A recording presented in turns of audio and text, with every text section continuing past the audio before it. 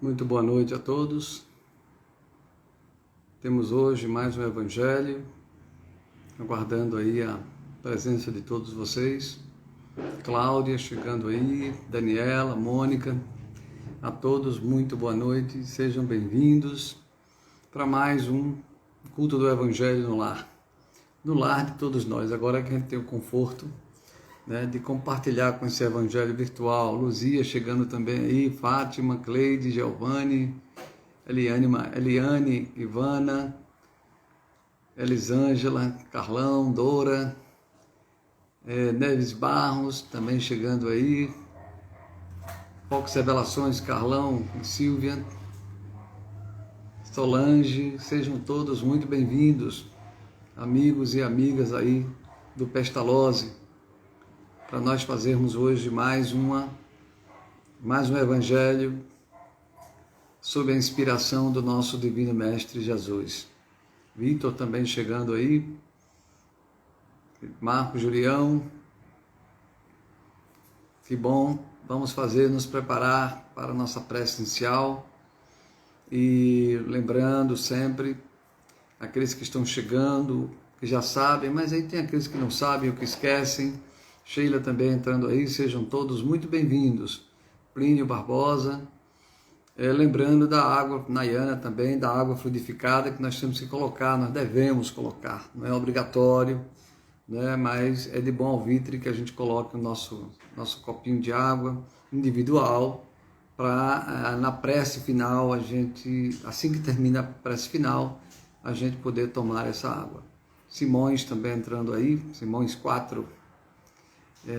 Então, vamos nos preparar para fazer a nossa prece inicial, diminuindo a luminosidade do nosso ambiente. E aqui também eu vou diminuir um pouco. Jesus, amigo incondicional de todos nós, mais uma vez nos reunimos em seu nome, para abrir os nossos corações e as nossas mentes, a fim de sentir mais intimamente a sua presença entre nós, a presença de Deus, nosso Pai, a presença dos Espíritos amigos que nos acompanham, que esperam muitas vezes por esse instante, pelo instante das nossas preces mais contritas, porque nesses momentos nós elevamos o nosso pensamento e abrimos a nossa sensibilidade para que eles derramem sobre nós as bênçãos de que necessitamos. Por isso, desde já agradecemos a Jesus, a Deus nosso Pai, e a esses amigos felizes que se aproximam de nós, às vezes diuturnamente, procurando encontrar essa porta da sensibilidade mais aberta, para nos ajudar nas nossas dificuldades do dia a dia, sobretudo nas dificuldades de ordem espiritual, e nos fortalecer para os embates da vida, para a superação dos desafios, para o cumprimento dos deveres e obrigações de cada um de nós. Pedir também, Jesus, amigo, por aqueles que estão cansados no caminho, por aqueles que estão se sentindo fragilizados, por aqueles que estão enfermos da alma e do corpo, pelos nossos irmãos desencarnados que porventura necessitem de paz, de esperança e de fé, para que todos eles, assim como nós outros, as nossas famílias, os nossos lares, recebamos o de que necessitamos para continuarmos a nossa longa caminhada, essa caminhada evolutiva em direção a Deus, em direção a dias melhores. Mais uma vez, obrigado, querido Mestre Jesus, e dá-nos a sua proteção e a sua bênção, hoje e sempre. Sônia também chegou aí, Yasmin, Soraya, Fitterman, que eu não sei como é o nome anterior, e teve mais gente que chegou aí, eu não vi. Deixa eu ver se eu consigo pegar aqui, Fátima Navarro, Lourdinha, Giovanni, Cleide, Adilene, Daniel, Manuel, Cris Pimenta, Edilene, Isa, Muita gente entrou aí. Graças a Deus, amigos e amigas, estamos aqui já prontos para fazer o nosso evangelho. Mas antes de tudo, nós queremos fazer a anotação aqui das páginas do evangelho. E aí a gente já mudou, né? A gente está sempre pedindo 3 números. 3 números entre 25 e 238. Os 3 primeiros números a gente vai pegar aqui na hora sorteio entre os 3, que vai ser o número Sheila. Boa noite a todos, boa noite, sejam bem-vindos. Daniela colocou o número 59, Daniela 59. Vamos pegar os 3 números primeiros. Daniela está sugerindo 59. Preciso de mais. Luzia está mandando 167, Luzia 167. E Solange mandando 110. Então, 3 números nós já temos aí para a nossa noite de hoje. A gente vai escolher entre esses 3 números que foram sugeridos, para, de certa forma, enriquecer, fica mais aleatório ainda a escolha do trecho do Evangelho que a gente vai trabalhar na noite de hoje. Vamos pegar aqui os 3 números, com os nomes. Desde já a gente agradece aí as 3 pessoas que sugeriram. E vamos colocar aqui, está na minha mão os 3 papelzinhos, olha. Vou balançar aqui. E vamos escolher um deles aqui. Escolhemos esse aqui. Vamos escolher de Solange, número 110. Está aqui Solange, número 110. E agradecer aí a Solange.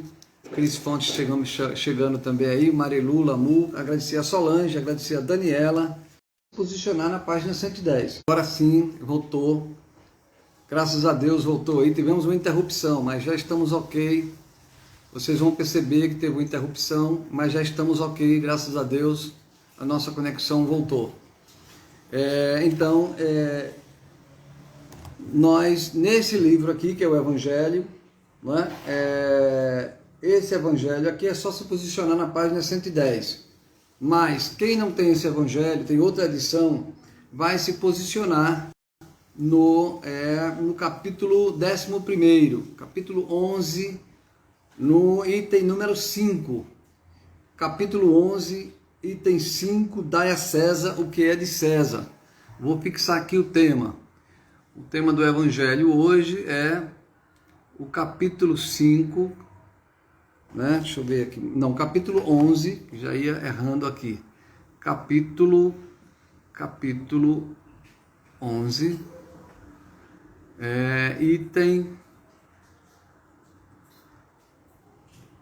item número 5, capítulo 11, item 5, dai a César o que é de César. Dai a César,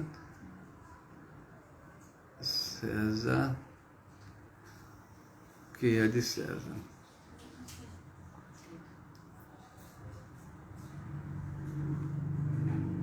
O que é de César. Ok, dai a César o que é de César. Esse é o título do capítulo que nós vamos estudar na noite de hoje. Estamos fixando aí, agora sim. Ismar também chegou aí, Marilu. Eu peço a vocês aí que deem um ok, alguns de vocês aí, por favor, para ver se a conexão já está ok. Tânia também chegando, sejam bem-vindos todos. Agora eu queria que desse um legal aí, para ver se a gente está com a conexão boa, se está todo mundo me ouvindo, o vídeo está bom. Eu tive uma leve interrupção. Vamos aguardar aí um pouco, ok. Luzia está respondendo que está ok, Daniel também está dizendo que está ok. Giovanni, Cleide, ok. Everton chegando agora, Sheila também está dizendo que está ok. Ok, obrigado a todos. Graças a Deus estamos com conexão ok. Muito obrigado. Vamos então para fazer a leitura da noite de hoje. Então, capítulo 11, item 5. Obrigado a todos que estão dando feedback aí. Muito obrigado. Graças a Deus estamos bem. Ok? Obrigado a todos aí pelo legal. Dai a César o que é de César. Então, os fariseus, tendo se retirado, decidiram entre si surpreendê-lo em suas palavras. Mandaram-lhe, pois, seus discípulos com os herodianos dizer-lhe: Senhor, sabemos que sois verdadeiro e que ensinais o caminho de Deus pela verdade, sem considerar a quem quer que seja, porque não considerais a pessoa nos homens. Dizei-nos, pois, vosso conselho sobre isto. É-nos permitido pagar o tributo a César ou não pagá-lo? Mas Jesus, conhecendo a sua malícia, disse-lhes: Hipócritas, por que me tentais? Mostrai-me a peça de dinheiro que se dá para o tributo. E tendo lhes apresentado uma moeda, Jesus lhes disse: De quem é esta imagem e esta inscrição? De César, disseram-lhe. Então Jesus lhes respondeu: Dai, pois, a César o que é de César, e a Deus o que é de Deus. Tendo ouvido falar dessa maneira, admiraram-se de sua resposta e, deixando-o, retiraram-se.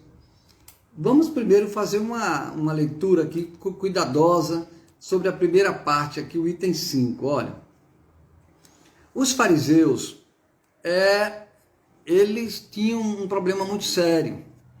Eles viviam dedicados às escrituras sagradas, viviam dedicados à letra, às leis criadas pelas escrituras, pelo Velho Testamento, mas eles tinham uma preocupação muito com a forma.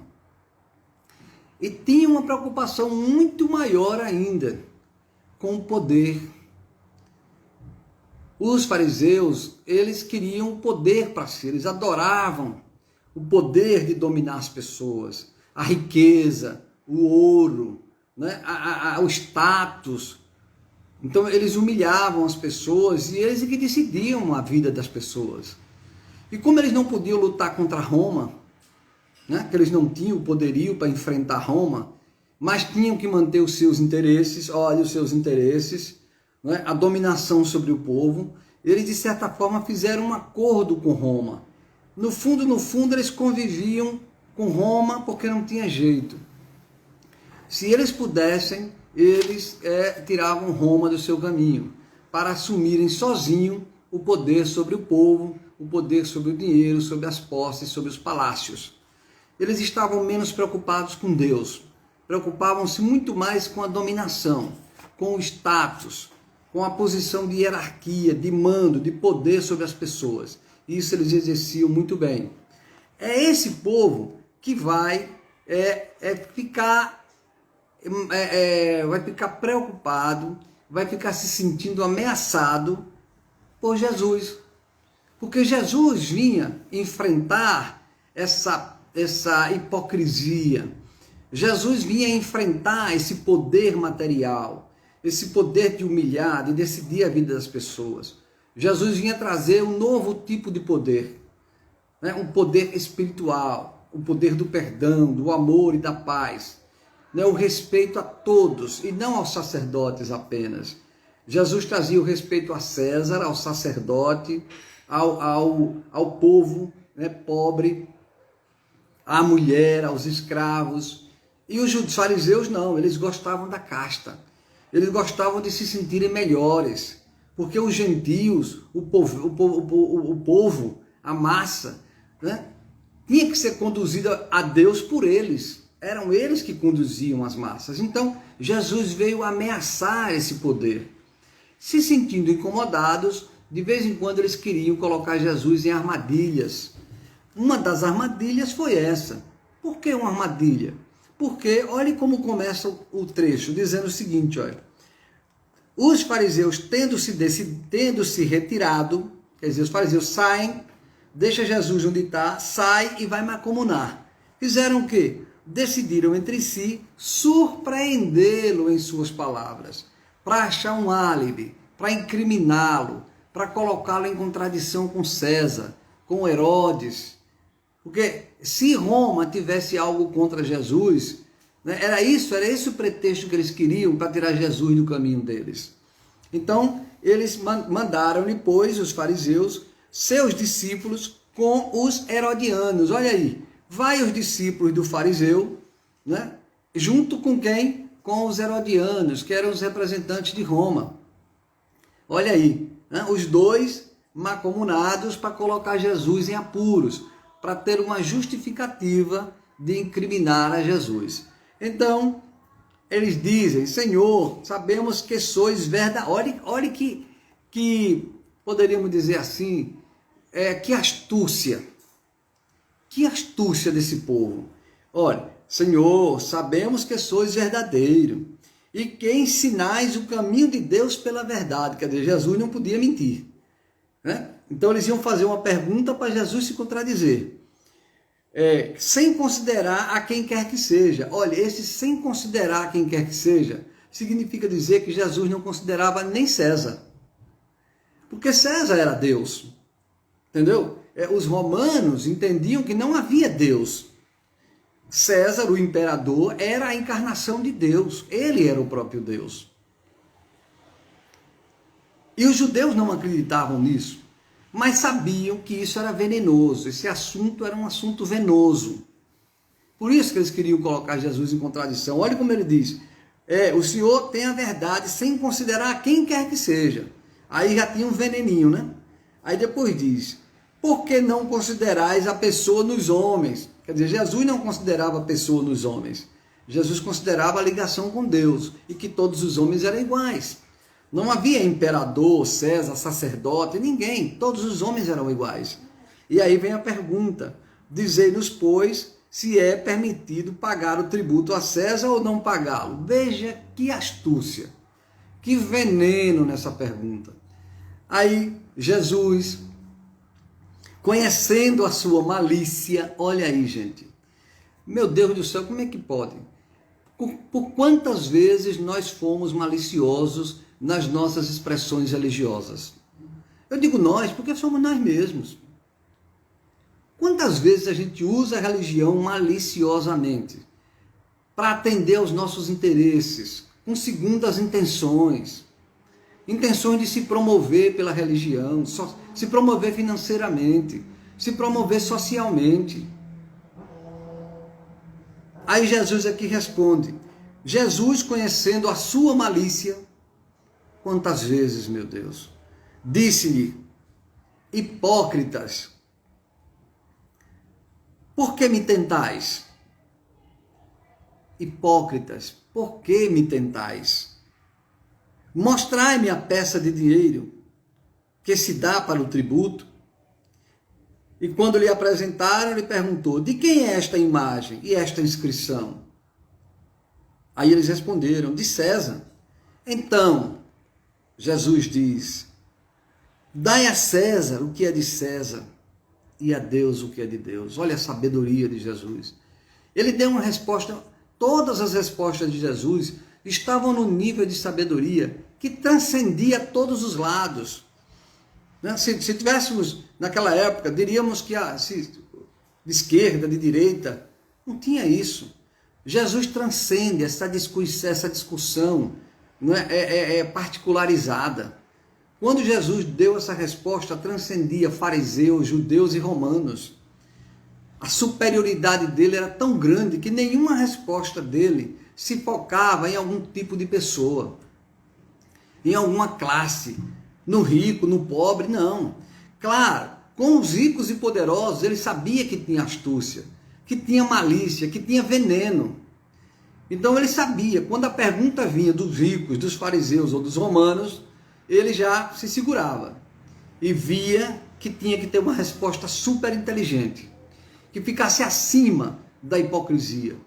E essa resposta foi perfeita, foi cirúrgica, porque não colocou ele em conflito, não lhe colocou em conflito e não ofereceu nenhuma contradição, e disse aos fariseus: não misturem religião com obrigações sociais. Cumpra suas obrigações sociais e continue amando a Deus. Foi isso que Jesus quis dizer. Pois bem, a questão proposta a Jesus era motivada pela circunstância de que os judeus, tendo horror ao tributo que lhes era imposto pelos romanos, os hebreus tinham horror aos tributos que lhes era imposto pelos romanos. Dela fizeram uma questão religiosa. Quer dizer, vamos pegar os impostos e vamos tornar isso uma questão religiosa. Vamos transformar isso, um partido numeroso se formara para repelir o imposto. E eles estavam querendo exatamente que Jesus representasse esse partido. Esse partido quer dizer essa ideia. Imagine que apareceu alguém defendendo uma ideia. O partido aí não era partido político, era a ideia. Então eles queriam encontrar em Jesus um defensor dessa ideia, além de colocar o próprio Jesus em conflito com César. O pagamento do tributo era, pois, para eles uma questão irritante e atual, sem a qual a pergunta feita a Jesus, é-nos permitido pagar ou não pagar o tributo a César, não teria nenhum sentido. Essa questão era uma armadilha, porque, de acordo com a sua resposta, esperavam excitar contra ele, contra Jesus, seja a autoridade romana ou judeus dissidentes. Mas Jesus, conhecendo a sua malícia, evita a dificuldade, dando-lhes uma lição de justiça, dizendo-lhes para restituírem a cada um o que lhe era devido. Esta máxima, dai a César o que é de César, não deve ser entendida de uma forma restrita e absoluta. Como todos os ensinamentos de Jesus, é um princípio geral resumido sob uma forma prática e usual, e deduzida de uma circunstância particular. Né? Esse princípio é uma consequência daquele que manda agir para com os outros como quereríamos que os outros agissem para conosco. Ele condena todo prejuízo material e moral acarregado a outrem, toda violação dos seus interesses, prescreve o respeito dos direitos de cada um, como cada um deseja que se respeite os seus. Estende-se ao cumprimento dos deveres contraídos para com a família, a sociedade, a autoridade, assim como para os indivíduos. Olha que coisa interessante. Esse conselho de Jesus, ele tem uma profundidade que transcende, como já falamos no início, transcende aquela circunstância. O que Jesus quis dizer nessa resposta, aliás, era outra característica dele, quando Jesus dava uma resposta a uma determinada situação, a uma pergunta, a um contexto, ele enxergava que o valor da sua resposta ia perpassar os séculos, os milênios, que o valor da sua resposta tinha que ser válido para qualquer época. Qualquer frase de Jesus, ela encontrava eco em qualquer momento da humanidade, 1000 anos, 2000 anos, 5000 anos depois. Por isso que cada resposta dele é atemporal, se aplica a qualquer instante, a qualquer momento da nossa vida. Pois bem, olha que aqui o texto, um complemento do Evangelho, diz o seguinte, né? Jesus condena todo prejuízo moral acarretado a outrem, toda violação dos seus interesses, prescreve o respeito dos direitos de cada um. Olha, tem um direito mais básico de qualquer pessoa no mundo, não importa o que ela seja. Quando Jesus falava em respeitar o outro, ele não queria saber se o outro era rico, pobre, branco, preto, prostituta, ladrão, criminoso, imperador, não interessava. A transcendência do que ele falava estava no sentido de que ali, em cada personalidade daquela, estava um espírito. Né? Tirar do corpo de César, o que César era? Espírito. Tirar do corpo de um escravo, que o escravo era? Espírito. Tirar do corpo de uma prostituta, o que era a prostituta? Um espírito. E todos os espíritos merecem respeito. Não importa como estejam vestidos. Não importa se esteja com a farda do imperador ou com a farda do operário. Não importa. Até porque o imperador depois vai vestir a farda do operário. E o operário, quiçá, vai vestir a farda do imperador. É assim que os espíritos são experimentados.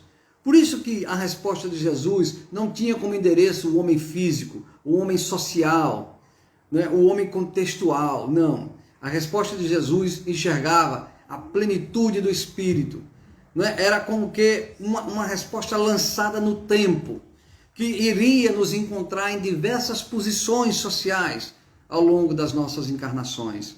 Então ele diz aqui, respeitar o direito de cada um, independentemente da condição deste cada um, como cada um deseja que se respeite os seus.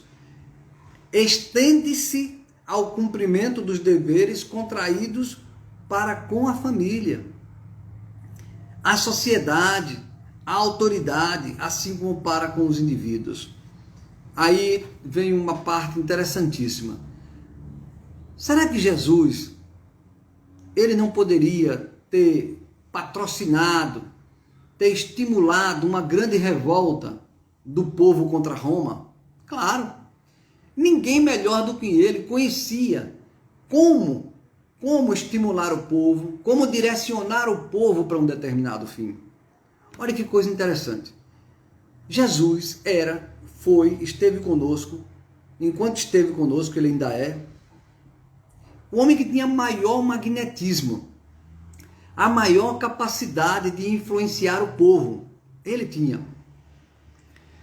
Só que Jesus, ele tinha uma meta, um objetivo muito, mas muito superior, muito maior, muito mais nobre do que um cargo político, do que um poder temporal, do que uma farda, uma joia de ouro, uma corrente de ouro, não é? Um título social. Não, ele sabia que tudo isso era uma bobagem. E quantos homens tropeçavam nessas experiências? Quantos erros cometidos? Então, ele dá uma resposta. E aí eu quero me ater a esse trecho da resposta. Respeitem a autoridade. Se ele quisesse fazer uma revolta e dizer, não respeitem a César, não paguem os impostos, se armem para vencermos Roma, ele ganhava a guerra. Ele botava o povo judeu contra Roma e ganhava, porque ele era o enviado de Deus. Ele podia fazer isso. Por que Jesus não fez? E aí muita gente às vezes entende errado, chama Jesus de revolucionário, mas ele é revolucionário em outro sentido, é revolucionário no espírito, mas não revolucionário social, né? Podemos até dizer que sim, porque ele quebrou os paradigmas também, ele quebrou os preconceitos, né? Ele abriu a porta, o caminho para Deus a todas as sociedades, a todos os povos, às mulheres, às crianças, aos escravos, até aos criminosos, porque todos são filhos de Deus. Mas Jesus não mandou desrespeitar a autoridade. Então nós, que vivemos numa sociedade, precisamos de ordem, precisamos de autoridade. Não devemos nos desrespeitar os nossos pais, não devemos desrespeitar o governador, o prefeito, o presidente, quem for. Não devemos desrespeitar o nosso chefe, o nosso patrão, de maneira nenhuma. Não desrespeitar significa dizer que eu vou ser subserviente, servil, complacente, né? Eu vou ser cúmplice. Não, não. Porque Jesus não era cúmplice de César, nem subserviente. Mas ele mandou pagar o imposto. Dai a César o que é de César. E a sua consciência do dever cumprido a Deus. Porque nós estamos vivendo em sociedade e essa conquista da vida social implica em cumprimento de determinados deveres e obrigações. Pagar o imposto de renda é uma obrigação social. Sem isso eu quebro uma regra social. Pagar o imposto, pagar tudo que eu compro, tudo que me chega. Não adianta ficar reclamando pelos cantos que o imposto é alto, que o imposto é mal usado. Não, pague o imposto, faça a sua parte. Ele é alto, é mal utilizado, o de César também era. O imposto que César cobrava, ele era muito mais estúpido do que o que nós temos hoje. Era muito mais humilhante. A contrapartida do imposto de César era quase nenhuma. O imposto de César era para os cofres de Roma. Não ia para o povo que pagava o imposto. Daí a raiva que os hebreus tinham. Numa sociedade moderna, no mundo inteiro, com raras exceções, os impostos são pagos para serem revertidos em obras sociais, pelo bem da sociedade. Se alguém não faz isso, é problema dele. Se César não pegava o imposto e não fazia o que devia fazer, era problema dele. Por isso que Jesus diz, dai a César o que é de César, isto é, faça o seu dever, a sua obrigação. César, por sua vez, tem a dele. E se ele não cumprir, ele está sujeito à justiça divina, tanto quanto eu estou. Então nós que acreditamos no Evangelho, que acreditamos em Cristo, que estudamos a doutrina espírita, não podemos nos apegar a determinadas discussões menores. Se tem alguém cometendo alguma injustiça, cumpra a minha parte. Ah, eu não gosto desse presidente que está aí. Tá, mas ele é o presidente, afinal é uma democracia. Se o presidente passar ali na rua e me der bom dia, eu vou responder bom dia. Eu posso não gostar dele, mas ele é o presidente, ele é o representante do Brasil. A mesma coisa eu digo com o pai. O pai pode não ser o pai que eu gostaria, mas é o pai. E se ele me der bom dia, eu vou dar bom dia a ele. Eu vou ter que respeitá-lo como pai. A mãe, eu vou ter que respeitá-la como mãe. Então, Jesus separa bem as coisas. Não é porque eu não gosto deste ou daquele governante, é porque eu não gosto do meu patrão que eu vou desrespeitá-lo, que eu vou traí-lo, que eu vou deixar de cumprir a minha obrigação social para com ele. Pessoalmente falando, eu posso até não gostar dele. Eu devo orar por ele porque ele faz coisas erradas. Por exemplo, meu patrão faz coisas erradas, meu pai pode fazer coisas erradas, mas aí separe o que é de César e o que é de Deus. Vamos cumprir os nossos deveres e obrigações sociais, familiares, para que nós estejamos em equilíbrio com as leis divinas. Então, voltando, Jesus, se ele quisesse, tinha armado ali uma confusão enorme. Não, o conselho dele é: os judeus, fariseus, o problema de vocês não é esse. O problema de vocês não é o imposto que vocês pagam a César. O problema de vocês é a hipocrisia. O problema de vocês é que vocês não entenderam. Vocês foram os prediletos de Deus, foram os escolhidos para a revelação divina.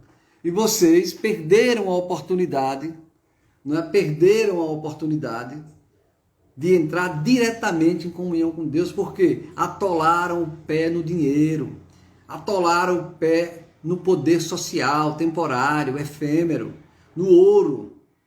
Olhe, depois de Moisés foram 1.300 anos até a chegada do Cristo.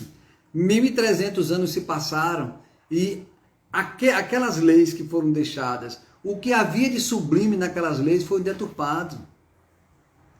O que havia de sublime foi esquecido para se apegar à forma, para se apegar à mesquinharia, ao farisaísmo. Não representava mais Moisés, não representava mais Deus, representava o particularismo de casta. Assim como nós temos hoje. Nós temos que ter um cuidado imenso na doutrina espírita, para não criar, né, uma casta dos espíritas. Graças a Deus, meu Deus, que eu não conheço um espírita que entrou na política dizendo que era candidato, eu sou o espírita Zé da Silva, votem em mim que eu sou espírita. Graças a Deus que não tem até hoje. Eu não conheço. E se tiver, eu não voto. Se tiver um espírita se apresentando como espírita, se misturando política, o poder de César com as coisas de Deus, eu não voto nele. Porque ele não está ali para misturar as coisas de Deus com as coisas sociais. Ele está ali como um representante social de qualquer um. A rigor, um espírita pode se tornar candidato, na minha concepção, viu, gente? Isso é uma opinião pessoal. O espírita pode ser candidato, pode ser a qualquer coisa, mas ele não pode se apresentar como espírita. Se apresente como cidadão. Se apresente como você é, igual a qualquer um. Porque na hora que você diz que você é espírita, parece que você vai governar para os espíritas. Parece que você é o predileto dos espíritas e os outros não é de Deus. Porque se você é espírita e é candidato para representar os espíritas, você não é de Deus, os outros não são de Deus, melhor dizendo. Então por isso que essa resposta de Jesus, ela transcende aquele momento que ele viveu e vem como uma flecha para a atualidade. Respeitemos a todos, mesmo que discordemos, mas cumpramos os nossos deveres. Por exemplo, houve esse assassinato do negro lá no Rio Grande do Sul, ou foi no Paraná, não é? Assim como teve lá nos Estados Unidos, não é? Como todos os dias acontece por aí, mas não vira notícia. Como é que o cristão tem que fazer? O cristão de verdade, o espírita, que compreendeu o cristianismo, ou qualquer outra religião que tenha compreendido o evangelho. Qualquer uma das religiões que tenha compreendido claramente o evangelho deve pegar essa pergunta que dá a César o que é de César, e a Deus o que é de Deus. Então, na morte daquele sujeito, aquele negro, lá no Paraná, acho que é Paraná, me desculpem se eu estiver dizendo errado, no Rio Grande do Sul, tanto quanto aquele outro dos Estados Unidos que se tornaram ícones desse movimento de proteção, de respeito aos negros, de respeito racial, de respeito de classe. Jesus respeitou as classes. Jesus não discriminou a nenhuma classe, a nenhuma situação. Não desrespeitou nem promoveu o desrespeito. Pelo contrário, ele promoveu o respeito, o direito de cada um. O direito da mulher, o direito da criança, o direito do escravo. Mas ele não respondeu, ou ele não respeitou fazendo bravata política, não. Ele respeitou apontando a sua flecha para o futuro, dizendo assim: humanidade, respeite-se. O futuro da humanidade só será equilibrado, só será feliz se houver respeito. Então, houve aquele episódio lá do negro do Rio Grande do Sul. Vamos quebrar o Carrefour, vamos incendiar as bandeiras. Não, nada disso. Foi isso que Jesus fez? Ele podia ter incendiado Jerusalém, ele podia ter incendiado Jerusalém. Ele podia ter ido, não é? Ele podia ter ido de encontro a Roma. Mas ele não fez isso. Então, não tem que quebrar Carrefour, não tem que quebrar nada, banco, rua, carro, incendiar, não. Isso é vandalismo. A pretexto de querer defender o direito dos outros, a gente vai macular a nossa ação com o mesmo crime. O crime de desorganização, de indisciplina, de rebeldia social, nada disso. Jesus não ensinou em nenhum momento rebeldia social.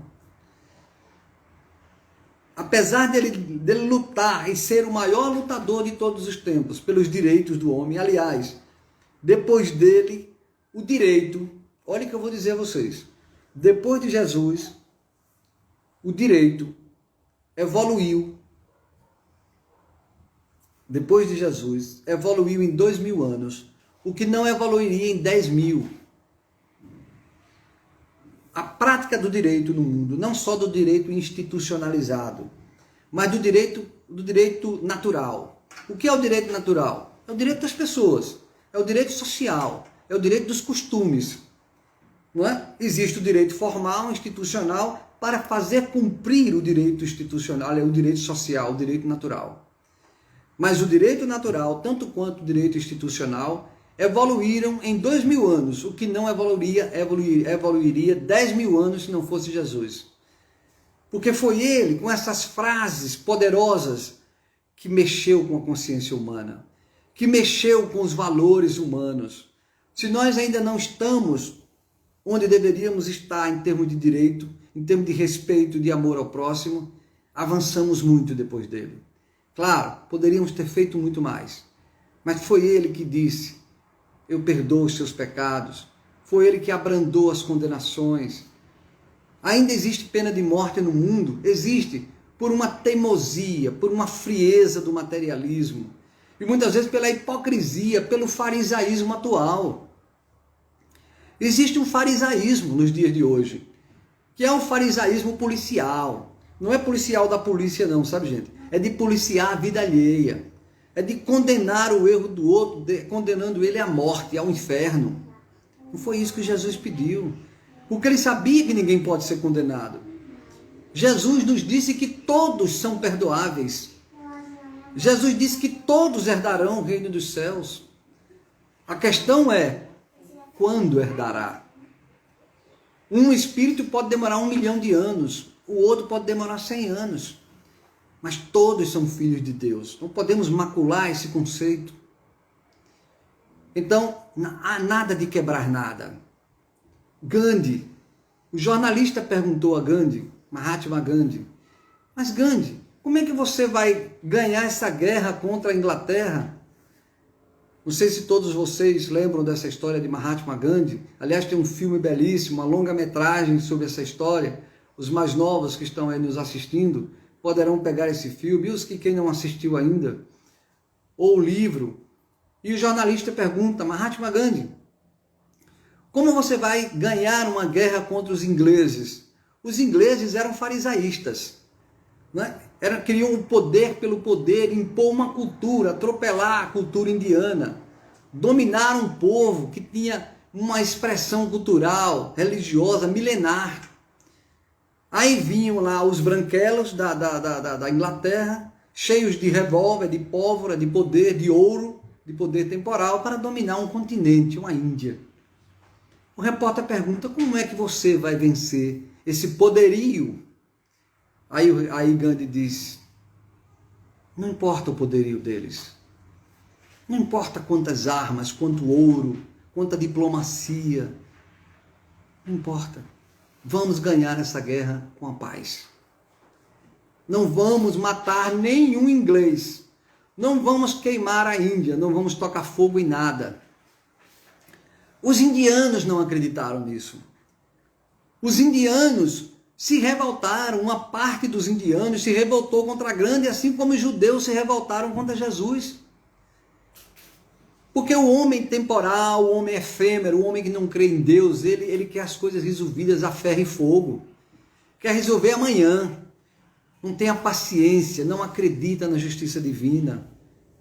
Não tem a cadência, o olhar mais profundo, além do passageiro estágio do corpo físico. Aí um outro repórter pergunta, Gandhi, o povo da Índia está preocupado com você, porque o povo da Índia é guerreiro, e você está passivo, está induzindo ao povo ao suicídio coletivo. Aí Gandhi, não. Aí o cara, mas vem cá, você, quem é o seu líder espiritual? Quem é que você admira? É Krishna? Quem é? São os profetas da Índia, Maomé? Quem é? Do Oriente? Aí Gandhi disse, o meu mestre é Jesus. Olhe, na Índia, Gandhi respondeu que o mestre dele, o farol, o guia era Jesus. E ainda perguntaram a ele, qual é a parte mais importante de Jesus, do que ele deixou? É o Evangelho? Qual parte do Evangelho? Aí Gandhi disse, a parte mais importante, se tirassem todos os livros do mundo, bastava deixar o Sermão da Montanha. Ali está todo o norte, toda a filosofia, toda a prática, toda a certeza do que somos, toda a certeza do que virá. Então, adotando o Sermão da Montanha como farol, como flâmula, ele enfrentou os ingleses pela paz. Não moveu uma bala, uma arma branca, não. Muitas vidas foram sacrificadas pela paz. Mas a paz é assim. A paz, diferentemente daquela paz que a gente entende, que é estar num lugar paradisíaco, deitado numa rede, né, comendo, bebendo e dormindo, sem ninguém incomodar, isso não é paz, gente. Isso é fuga. Não vamos ser tão pesado assim, né? É descanso. Isso é descanso. Mas paz não. Paz não está fora. Paz não é o que eu vejo, não é o que eu tenho, não é o que eu sou. Paz é o meu interior. Aliás, eu tiro o que eu sou, né? Paz é o meu interior. E a paz, para ela ser conquistada, muitas vezes, aquele que prega a paz é sacrificado. E toda a violência que virá contra ele, o encontrará em paz. Foi assim que fizeram com Gandhi. A casta de indianos, né? a parte dos indianos que não gostava do pacifismo de Gandhi, depois que foi conquistada a independência, Gandhi ia visitar uma das cidades que não gostavam desse compromisso. Aí tinha uma parte da multidão ovacionando Gandhi e uma outra parte que o odiava. Naquela época não havia o conceito de terrorismo, era um terrorismo nacionalista. Então aquele povo da própria Índia, que não gostava do pacifismo de Gandhi, encomendou um ato terrorista.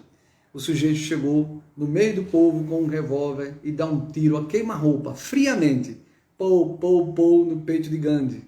Antes de morrer, ele disse a frase célebre de Jesus, né? Pai, perdoa ele que não sabe o que faz, que morre. Então veja, gente, dai a César o que é de César. Não vamos nos iludir com o poder temporal, não vamos iludir com as rebeldias, com as revoltas sociais, nada disso. Nós podemos fazer tudo o que temos que fazer sem excessos. basta que façamos anonimamente, lá no recanto onde cada um vive.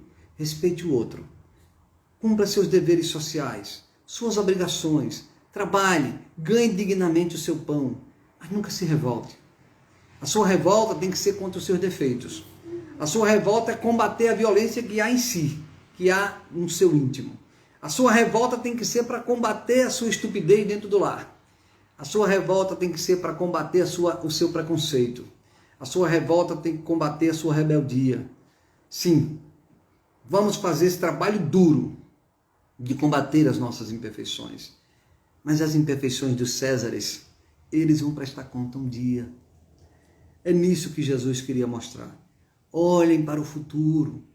O futuro de vocês não é o século 21, nem 22, nem 23, nem 24, não. O futuro de vocês é a eternidade. É a comunhão com Deus.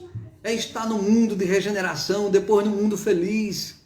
Agora, se eu me agarro com César, se eu me agarro com os conceitos temporários, com os preconceitos, com as castas, com as diferenças, eu me atolo, eu me atraso espiritualmente. É isso. Vamos às nossas perguntas, às nossas observações. Vamos ver quantos minutos temos aqui. Tem uns minutinhos ainda que dá para a gente conversar mais sobre esse assunto. Vamos ver aqui. Hoje nós temos aqui 39 amigos e amigas. Vamos ver aqui, Tânia. Jesus, nosso encontro maior. Exatamente, Tânia. Jesus, nosso encontro maior. Perfeito. Vamos ver mais aqui. Maria José Andrade. Boa noite a todos. Paz e luz. Mônica. Obrigado, Maria José Andrade. Para você também. Mônica Veras. Que grandeza é a doutrina espírita. Pois é. A doutrina espírita, ela é grande, maior que ela é o Evangelho. E ela veio exatamente para tirar a espuma, a poluição que a gente botou em torno do Evangelho. Para que ela revelasse essa grandeza que é o Evangelho. Não é? Muito bem lembrado, Mônica. É uma grandeza mesmo, é um privilégio a gente ter essa doutrina esclarecedora. Vamos ver mais aqui. Tânia, Jesus, síntese de Deus. Exatamente, Tânia. Jesus, síntese de Deus. Agora, Tânia, veja só, você também é a síntese de Deus, mas você ainda está se realizando nessa síntese. Jesus já a tinha realizado em si. Por isso que ele diz, eu sou o caminho. Me acompanhe, que você também realiza a síntese de Deus em você. Vamos lá. Vamos ver mais aqui. Mônica. O materialista não concebe a mansuetude que Jesus propaga. Não compreende que a vida futura é resultado do agora. Mônica, mas não é só o materialista. Às vezes, nós que temos religiões e os outros religiosos do mundo, não é, nos comportamos sem enxergar a proposta de Jesus. A proposta de longuíssimo prazo. Nos comportamos como se a vida fosse acabar amanhã e pronto. Ou eu faço ou não faço. E aí a gente comete erros gravíssimos, porque a gente diz assim, eu tenho que fazer isso logo, porque se eu não fizer, a vida passa e eu não fiz. Que vida passa? A vida não passa nunca. A vida passa. Eu vou perder a minha juventude, eu vou perder meu tempo. Não existe perda. A vida não passa.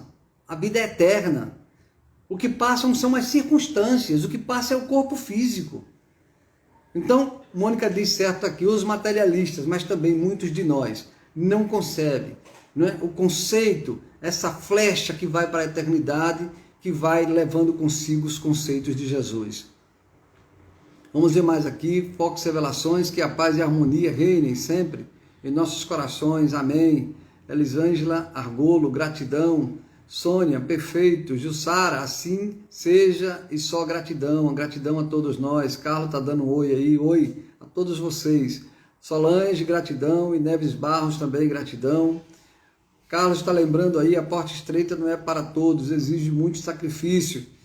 Carlos, eu entendo o que você quer dizer, mas lembra, não sei se você estava naquele encontro do Evangelho que a gente falou da porta estreita. Acho que estava. Mas eu quero lembrar o seguinte, a porta estreita, muitos terão dificuldade de entrar por ela, mas todos entrarão. Aqueles que foram pela porta larga haverão de voltar decepcionados e procurarão de alguma maneira encontrar a sua porta, a porta estreita. Concordo com você, exige muito sacrifício. E tudo aquilo que exige sacrifício, muita gente bota de fora. Aliás, até tem gente que diz assim, eu não quero ser espírita não, é muita responsabilidade. Mas olha, se não quer ser espírita, não quer ser cristão, porque o que foi que Jesus pediu a nós, se não responsabilidade? Responsabilidade moral, espiritual, humildade, paciência, compreensão. Foi isso que ele pediu. Então, Carlos, muito bem, a porta estreita não é para todos, mas sim para aqueles que querem se sacrificar. Todos que um dia que quiser se sacrificar para conquistar a síntese de Deus em si, haverá de encontrar a sua porta estreita. E ela existe para cada um de nós. Todos, sem exceção, todos os seres do universo, todos, haverão de passar pela sua porta estreita, porque nós estamos todos, entre aspas, condenados a ser felizes. Muito obrigado a todos, muito obrigado pela colaboração, pela alegria, pela participação. E agora nós vamos nos preparar para fazer a nossa prece final. Agradecer a Deus por mais uma noite de aprendizado.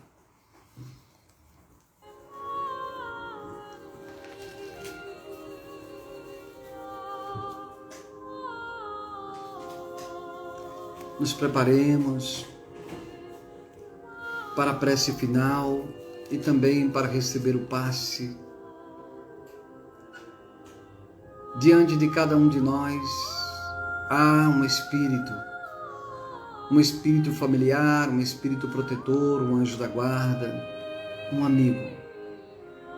Aproveitando esse instante em que nós elevamos o nosso pensamento em forma de prece, abrimos o nosso coração, a nossa alma, a nossa mente, e eles se aproveitam exatamente desse instante para derramarem sobre nós o de que necessitamos, seja de ordem física, da saúde do corpo físico, assim como da saúde do nosso espírito, da nossa mente, ajudando-nos a crescer cada dia mais, fortalecendo em nós o desejo de continuar com a dignidade do dia a dia, a dignidade da luta, das conquistas, e também a dignidade na hora da dor, a dignidade na hora das lágrimas, a dignidade na hora das perdas.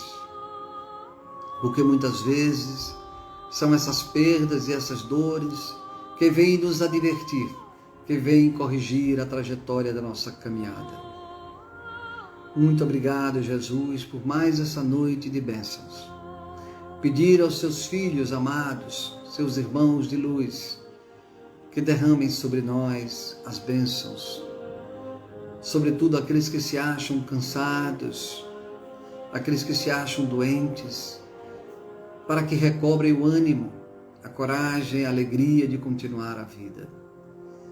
Pedir pelos enfermos da alma e do corpo, os que estão sofrendo por essa pandemia, os profissionais da saúde e todos os outros que direta ou indiretamente estão lutando no mundo afora para que se restabeleça a saúde social. Entendendo que a pandemia traz em si uma grande lição a ser aprendida por todos nós. Pedir pelos nossos lares, pelas nossas famílias, pelos nossos entes queridos desencarnados, por aqueles que tiraram a própria vida. Pedir que a sua paz esteja conosco hoje e sempre. Um abraço a todos. Obrigado pela presença. Até quinta, se Deus quiser, em mais uma doutrinária. Muito obrigado. Um abraço e até breve.